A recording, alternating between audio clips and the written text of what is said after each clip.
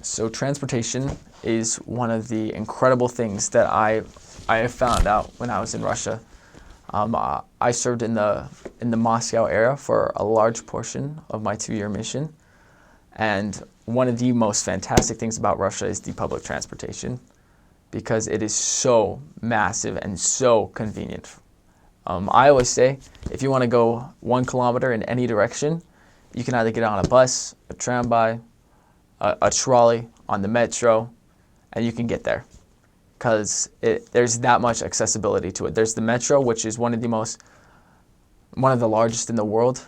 There's tons of stations. It's very clean, very well kept, very comfortable, and very quick. There's always a metro within every 2 minutes. I've never had to wait for very long, and there's always one there. It's always on time, and it always gets you to your destination. There's buses, which come on a schedule, and they're honestly very strict to the schedule, and they do a very good job of just getting people to their time because it is the way of transportation in Moscow. I would never buy a car if I lived in Moscow because the streets are crazy, but public transportation is one of those awesome things, and it's very cheap too.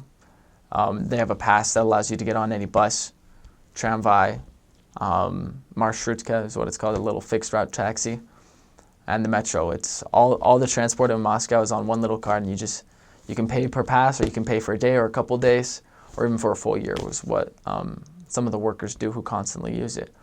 And it's just one of the most convenient ways where Russia moves around, and it's been that way since before World War II, during the Soviet times when the first stations were put in, when the first buses were going, and it's something that continues to go on. Trains,